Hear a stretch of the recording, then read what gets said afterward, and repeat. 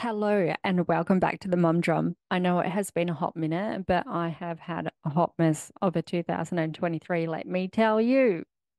I have just recovered from my surgery in August, and so pretty much the entire year was written off because you know what it's like pre-surgery of anything, and then you know what it's like for the recovery. And so, yes, it has been a year. So I do apologize. But I am back. And you will notice that this particular podcast does not have an intro and it does not have an outro. And there's a reason for that. Because this story that I want to tell you is a little bit different to what I normally do. And the reason why I want to tell this story is because I have come to notice that over here in Australia, not many people have actually heard of this case. And it is rife all over the internet. Now, I have been following this case since day dot, since the actual arrest, since the missing person case. And so my opinions on the case way back then were, of course, media driven. And I didn't have anything else to form my opinion on. And I felt so terrible, terrible for the situation. It was so sad, so sad, such a sad case of abuse. Or is it? Let me tell you a story. I was actually going to refer to this as the Gypsy Rose case, but I'm pretty sure that we're all over hearing about Gypsy Rose at the minute. I'm going to refer to it as what it should be and what it is and what everybody seems to be losing sight of, which is the murder of Dee Dee Blanchard. You see, Dee Dee and her husband gave birth to a beautiful, healthy little baby girl that they named Gypsy Rose Blanchard back in 1991. But deep-seatedly, deep down in her soul, she was scorned because he'd moved on. He had another missus. They were getting married. They were having more babies. And she was being left behind.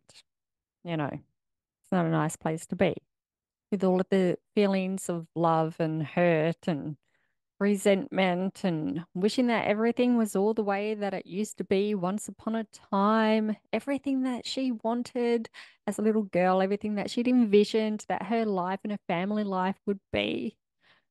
It all just kind of turned into a big pile of runny, fat shit, didn't it?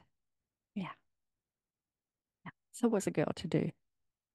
Well, you know, there's always the connection between the father and the daughter. So she had that. She had that, you know, at least. And she was a fantastic mother. Let me get that straight. She was a fantastic mother.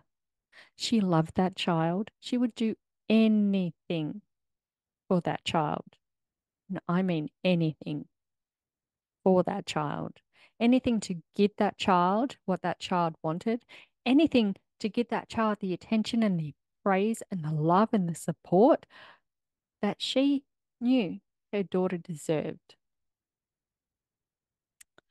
Only, only. It wasn't until a massive tragedy happened that it all come to light that, you know, even though I'm sure that Dee Dee had great intentions, she kind of went around the whole thing the wrong way.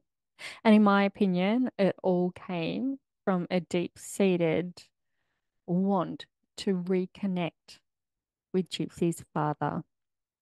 Because you see, Gypsy suddenly started having a lot of medical issues. And I'm just not talking, you know, like a snotty nose and a bit of thrush or anything like that. Oh, no, no. Gypsy was having literal, like physical symptoms or something undiagnosed that was scary, you know. She was having seizures. She wasn't sleeping. She was failing to thrive. She was a premature baby. She had all of these things going on with her.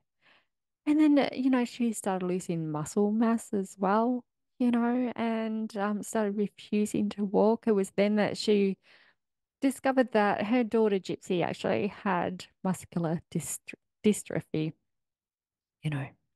And if things couldn't get any worse with that, with the feeding tube in and now the wheelchair, poor Gypsy, she'd actually come down with leukemia as well. So this poor little bugger, like wheelchair bound, she'd lost all of her hair from all of her chemo treatment drugs that she was taking. She could not walk. Her teeth were falling out of her head from all of her medication. She had all of her teeth removed. She was short, very short, 5 foot, and very light. And so she looked like a child. And when you're sitting in a wheelchair, you actually look half the size of what you are when you're standing up.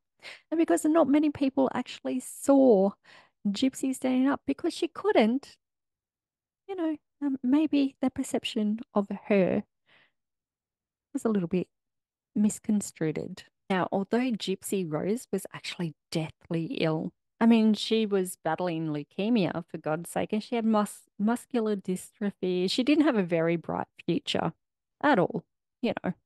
And her mother was a single mother, and she took fantastic care of her. She sneezed, she farted, she pooped the wrong way.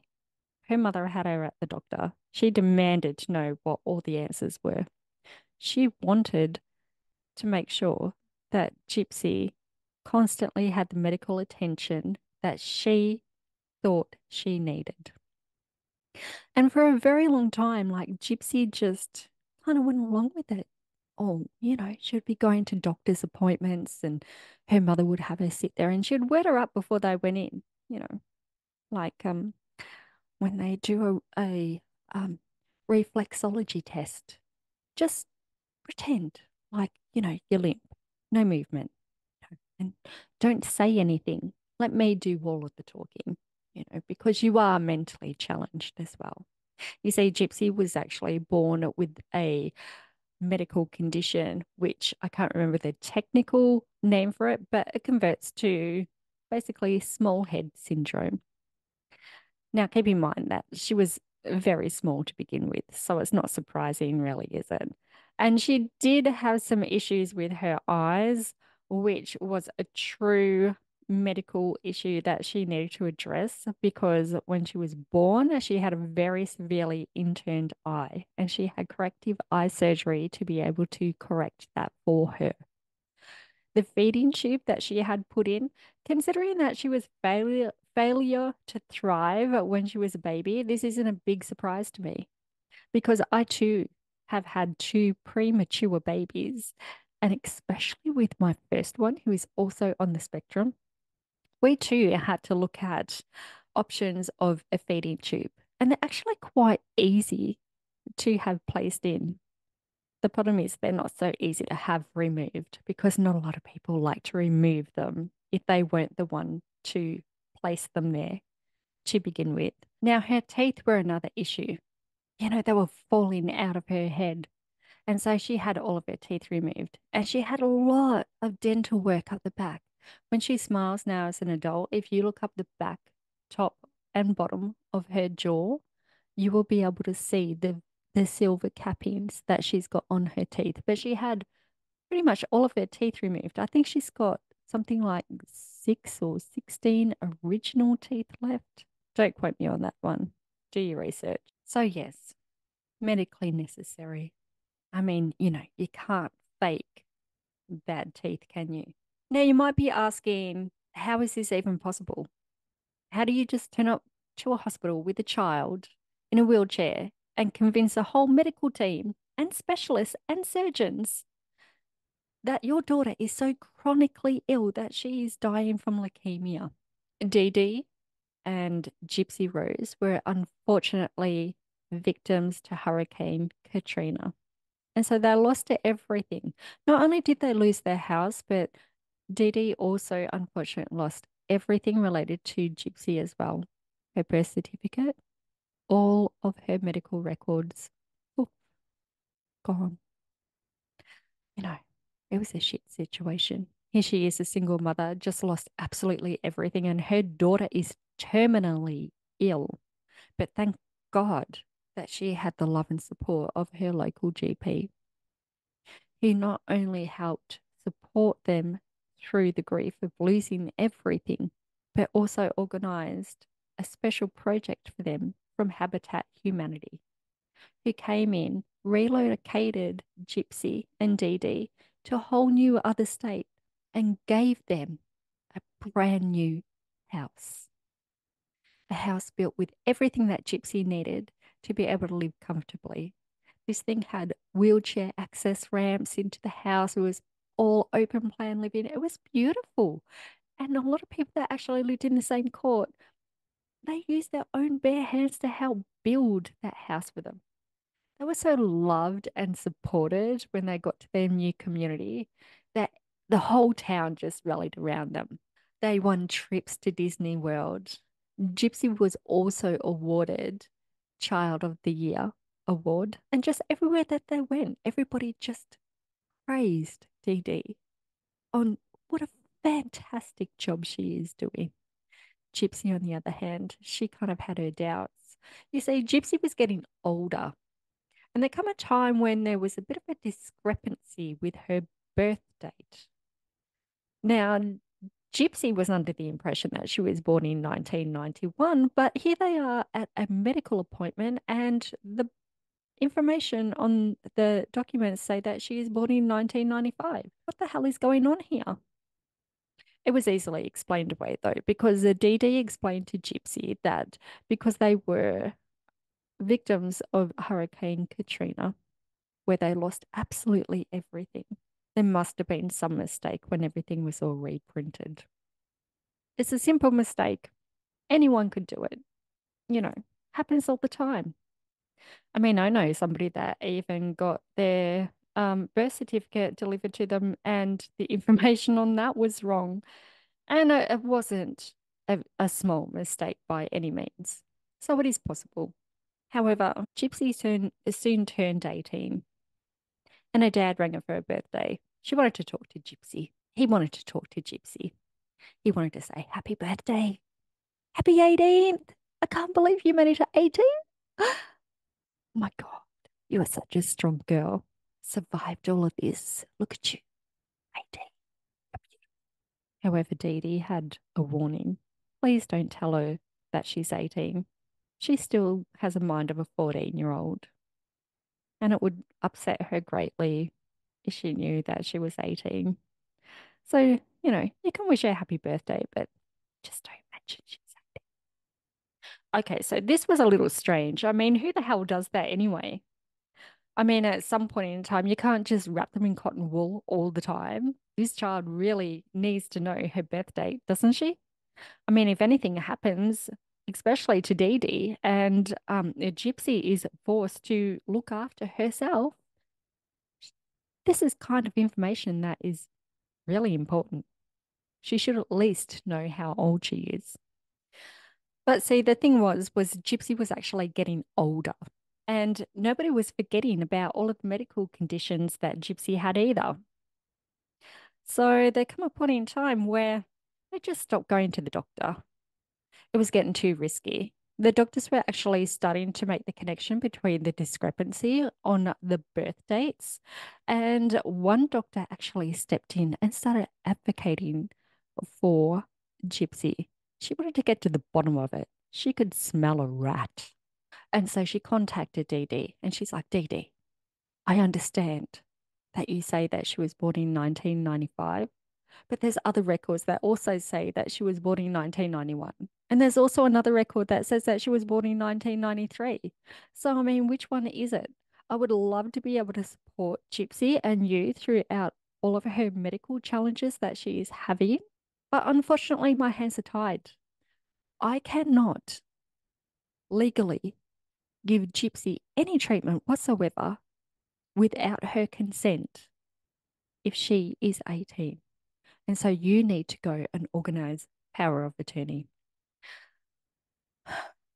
Well, it was quite apparent that, a lot of people were having a lot of questions, and this was stirring up, a bit of anxiety in Dee Dee. I mean, she had planned her whole life around this whole scam all along. She had a sick daughter. her husband had left her. She was a single mother. And of course, Dee Dee had also been diagnosed with type 2 diabetes as well. And so her health was going down the hill. Her daughter was becoming rebellious. She was starting to refuse to act up to all of Dee Dee's games. Not to mention, she was getting older and hormones were kicking in. She discovered the internet as well. And it didn't take her long to open up a Facebook page and also get onto Christian dating sites. And it was thanks to the Christian dating site that she decided that she would just start hooking up with a couple of random guys.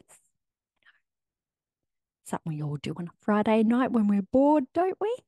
Just get on there and it looks like a good one. Might go over there, get myself some. That's pretty much what she did. See, there was another guy also that she actually met at a Comic Con. You know, Gypsy was right into Disney. And it's not surprising because I mean her mother brought her up as a child. She had a mind of a child.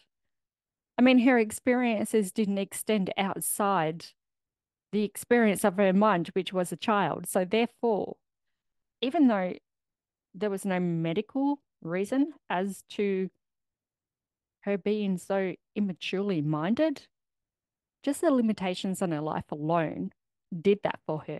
She didn't go to mainstream school. She was homeschooled as well, you know, medical conditions. Gypsy loved her fantasy world. She loved nothing more than princesses and Barbies and all the rest of it. And she was, she was maturing. She was starting to notice that she had, woman urges, type.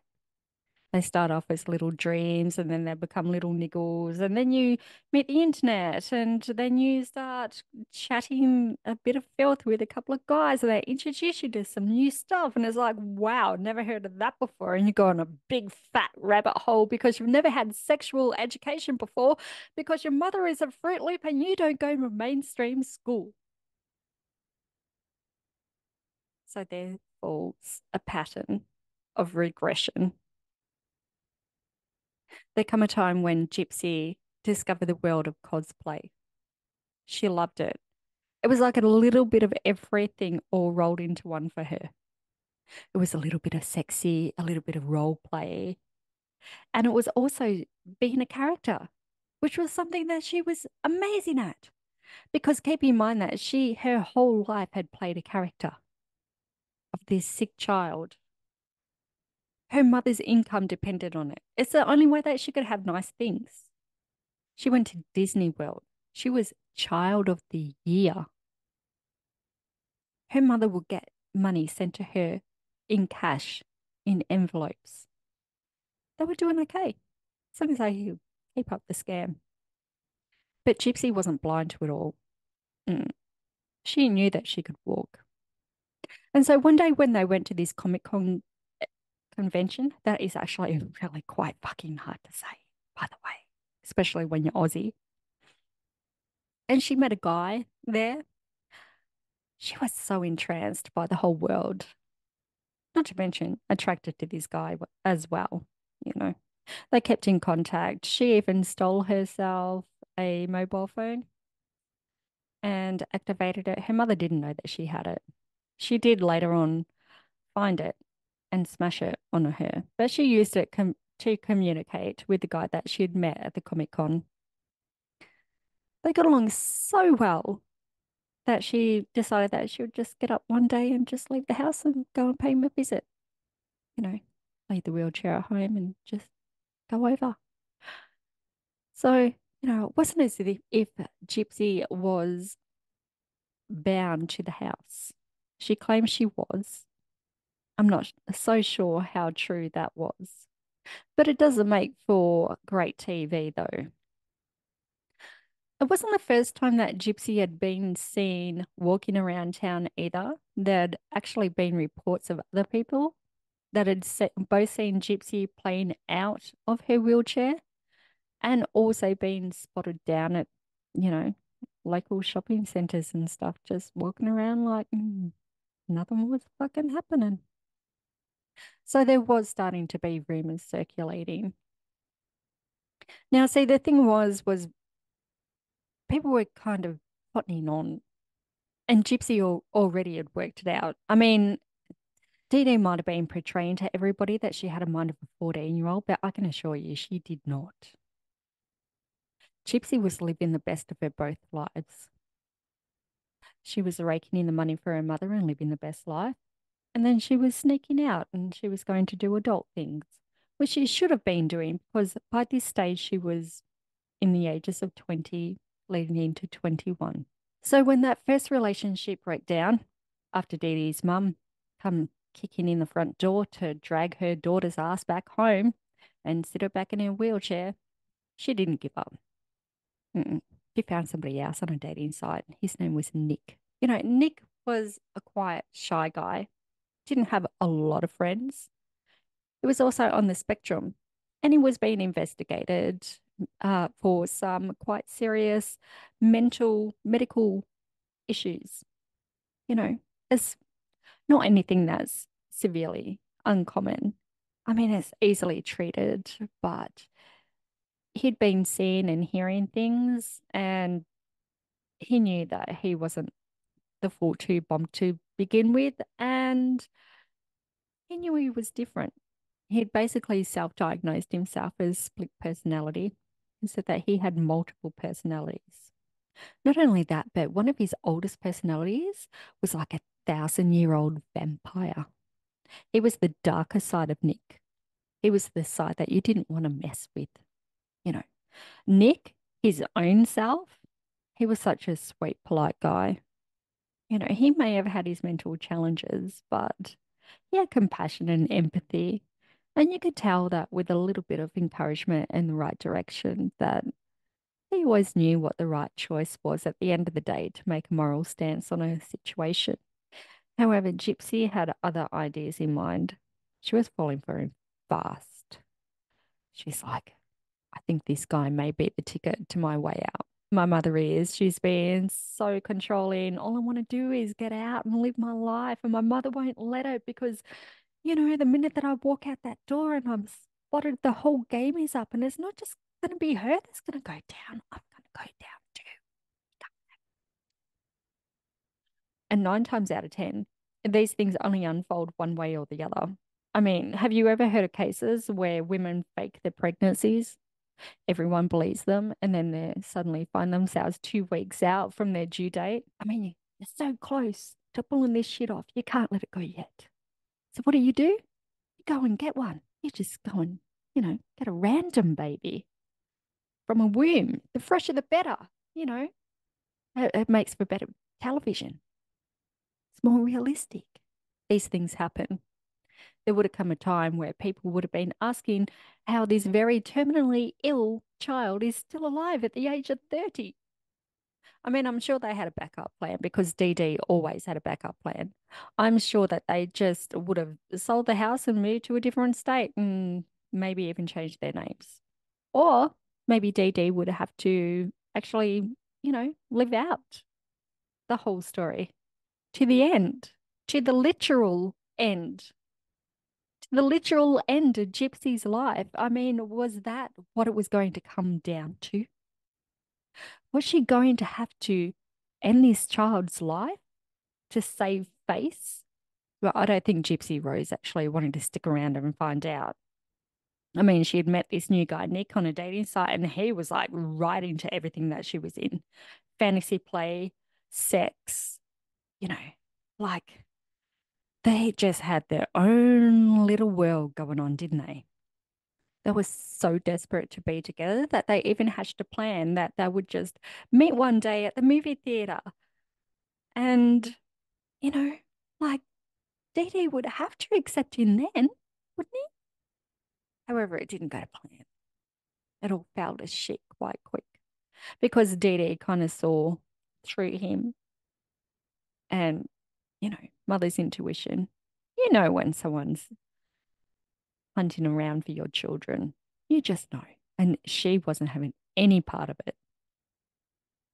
That didn't stop Gypsy though. Mm, no. I mean, she got Nick there in the first place because she needed to discuss a plan with him, but not not before she met him in the female disabled toilets for a quick fuck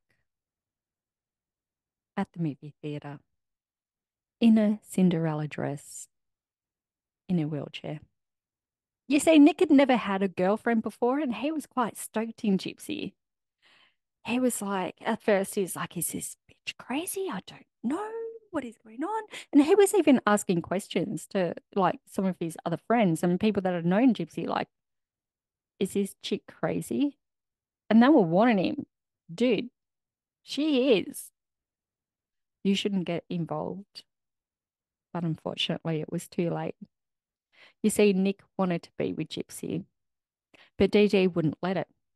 And there is no way in hell that Gypsy had the balls to get up and just walk out and do things the traditional way. I mean, she had a lot to lose, a lot to lose. For her to be able to move on with this relationship with Nick, she would either have to do one or two things, or three actually: run away, out her mother, or kill her mother. I mean, you'd think that it would be an easy decision, wouldn't you? I mean, the most romantic of the two would be just to run away, but apparently, that wasn't going to be sufficient enough for Gypsy. She actually quite liked the other option. The easier option for everybody would be to just get rid of her mother. That way she can't hunt her down. She can't drag her back, kicking and screaming back into the cave by the hair. She can't continue to be a forever influence in her life of control. You know, just makes sense, doesn't it? If you're going to make a fresh start, you may as well start with a fresh slate. However, Gypsy couldn't do this. It was her mother. She knew that she had just as much of a play in this whole fraud that was unfolding as much as her mother. I mean, sure, Gypsy was the one that put her hand up to continue it on. There were so many opportunities for Gypsy to be able to just put her hand up and say, no, enough. I'm sick of having my teeth pulled out. I'm sick of my feeding tube. I do not want to take my medications anymore. Why do I need a CPAP machine? And no, I'm not going in for another operation. There was enough there for her to be able to get herself out of this situation. There was enough people in the community that was sus of the situation that I'm sure that if she had just placed all the blame on her mother, she wouldn't have had to have done jail time. But instead, she wanted her mother gone. She'd had enough. Now, Nick was a nice guy. He loved Gypsy to bits. And Gypsy knew this. And he even said to her at one stage, Gypsy, I would do anything for you. Gypsy's just like, what do you mean? Like, anything? It's like, of course. Of course. I love you, Gypsy. I would do anything for you. Wow. Um, okay. Well, like what? Like kill my mother? Yes. I love you so much. I would kill for you. And there the plan was hatched. It was a downward spiral from there. I mean, Gypsy knew that if she was going to get rid of her mother, she wasn't going to be able to do this on her own. Mm-mm. But here Nick was. He had a 1,000-year-old vampire living inside of him that had a very dark and dangerous side. And then there was also this nice, lovely, sweet Nick side of him as well, which Gypsy loved about him. The dangerous side, the vampire, yeah, we could use him. We could use. So Gypsy hatched a plan. She supplied Nick a knife and some gloves, and she also booked him a train ticket. I think it was a Greyhound bus, actually. Pay for his motel room. She laid everything out for him. All he had to do was turn up and do the deed, take Gypsy, and run. I mean, how hard could it be? And I mean, he didn't just say yes straight off the bat either. Oh no, he said no quite a few times. He'd explained to Gypsy that there's other ways of doing things and that maybe that this wasn't the best idea. But Gypsy, she wasn't having any of it. She's like, mm-mm, I want to speak to Victor. You get Victor here right now. Because if you're not going to protect me, your 1,000-year-old vampire Victor will. Victor comes on the scene. What's going on? What? What do you need done? Done. You organize it, you send me everything, and we'll get the job done. Just do not ask Victor to do this if you are not serious, because he will do it. He will go through with it, and it'll be your fault. Well, that was just perfect. Gypsy loved the idea of that. That would be great. Come on, Victor. I'll flog you the knife. I'll go down the local shopping centre and I'll purchase the knife and I'll get the gloves and I'll set it all up. I'll drug my mother. I'll paint her toenails pink the day before so that we can have one last special moment together. And then you and I, Nick, you and I, we're going to live together forever. When Nick actually liked the sound of the last part of it, as long as Victor could get in through the first part of it. And so while Gypsy Rose did not physically murder her mother, she physically did not have the weapon in her hand to physically strike the blows on her mother. She had her hands around another weapon altogether. Victor. Nick. So to say that you don't identify as a murderer is bullshit. There you go, I called it. It's bullshit. I do not believe for 1 minute that this was the only option. Now, Gypsy Rose was sentenced to 10 years for second-degree murder. I mean, the defense argued that Dee Dee was suffering from Munchausen's by proxy, and therefore Gypsy was the victim, and this was her only way out.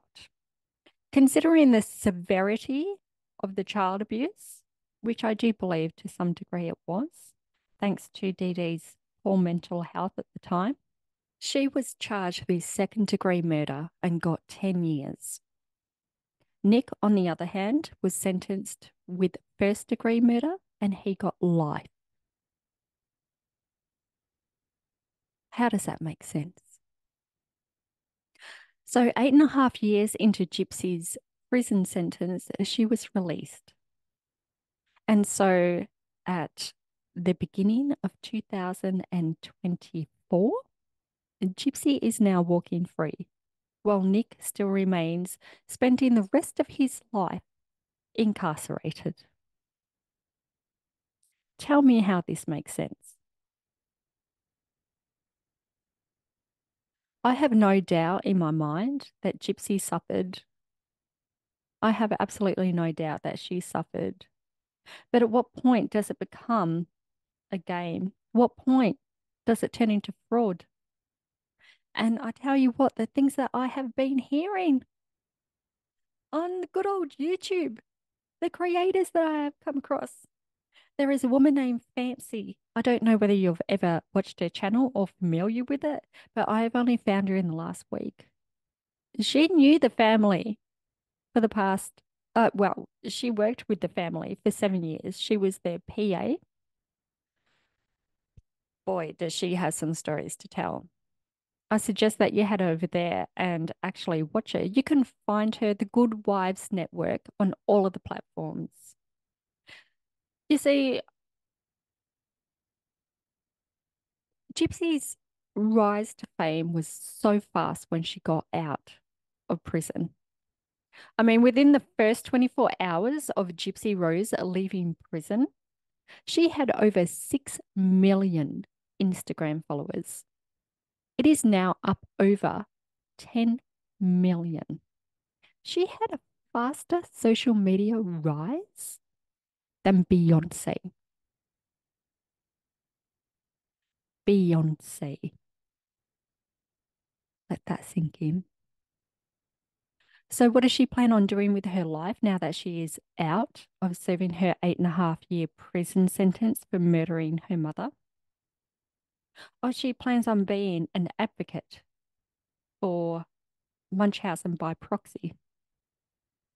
But, that is something that will happen after she's done all of the podcasts and all of the interviews and all of the documentaries and all of the book writing and all of that. She will then concentrate on sending out her message.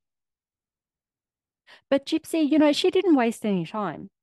She knew that in 8.5 years when she got out, she's going to need herself a sugar daddy. How's a girl meant to survive on her own in the real world when she's never lived in it in the first place? There's always one bloke, isn't there, that is just like, I don't care if she's in prison. What do you mean? Send me her address. I'm going to write it. What? That's right.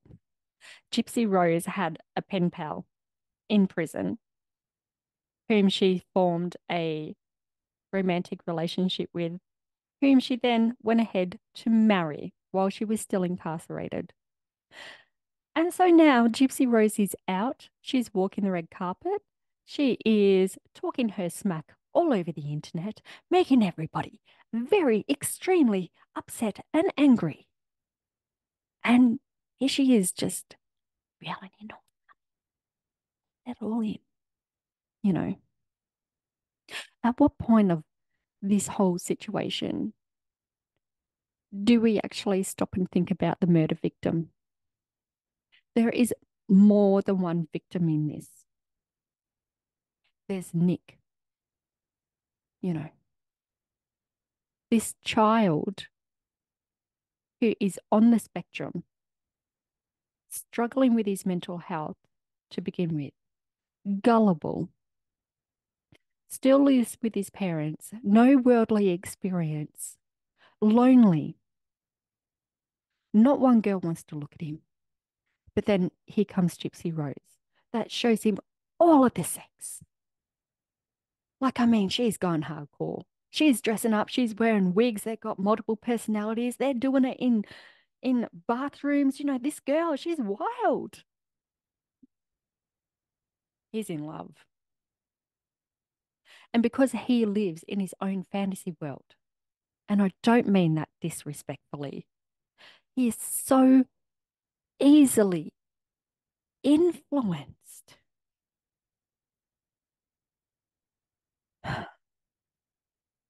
I have a 14-year-old daughter, and she is far from stupid, but she is on the spectrum.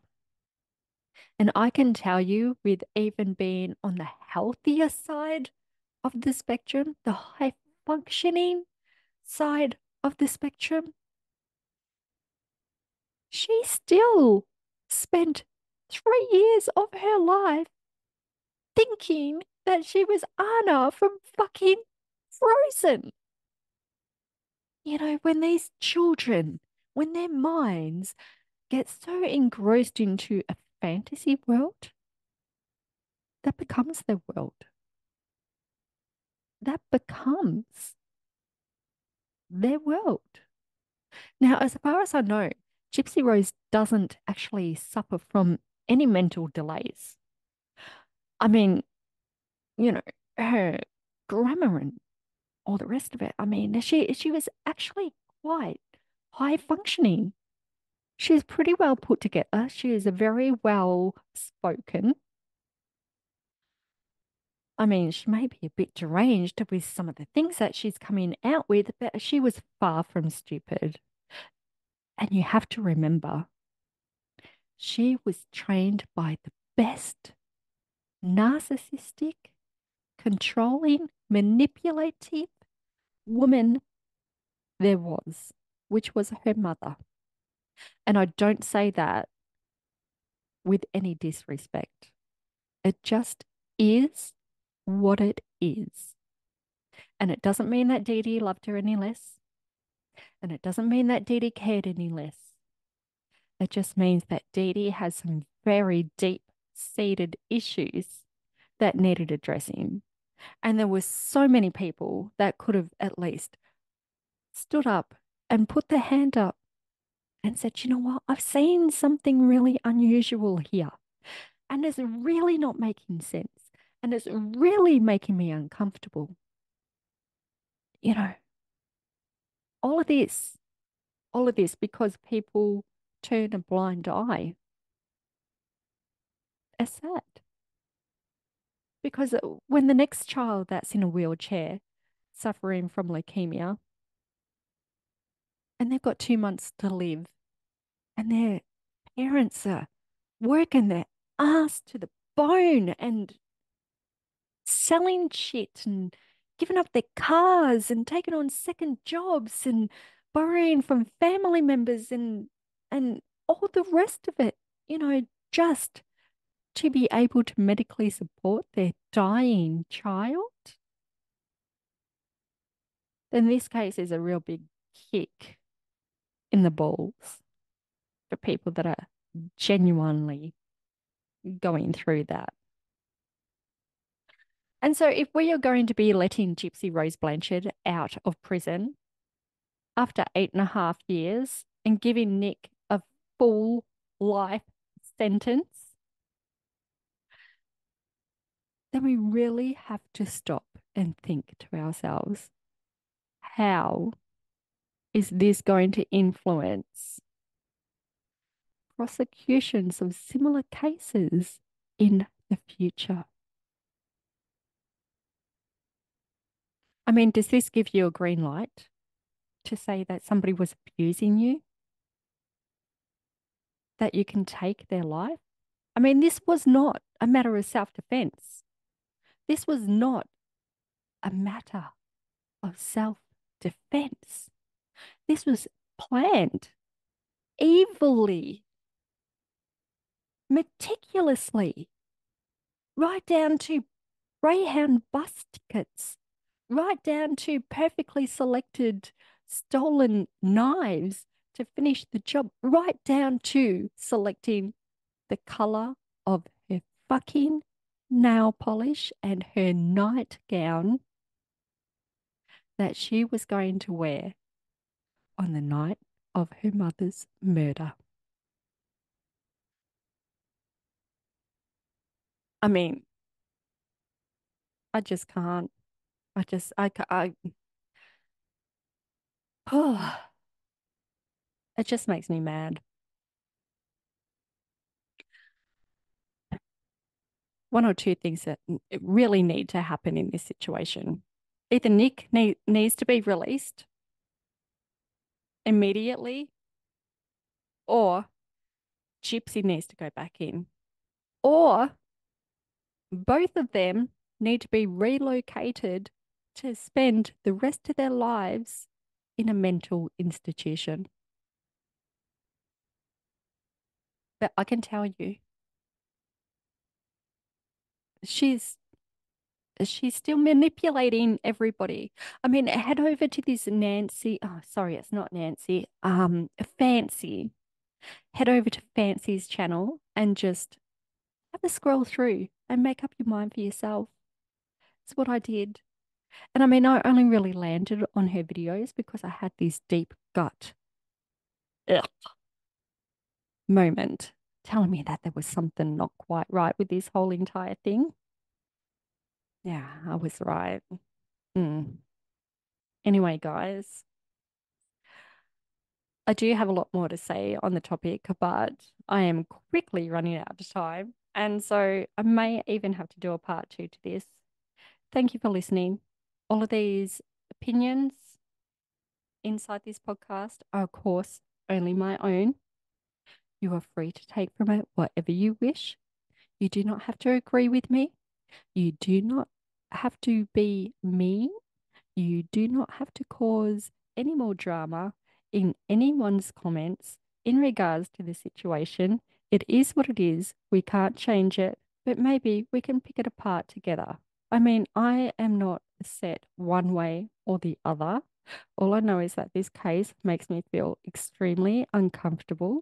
And the more that new information is coming out about the case, the more it's quickly unfolding.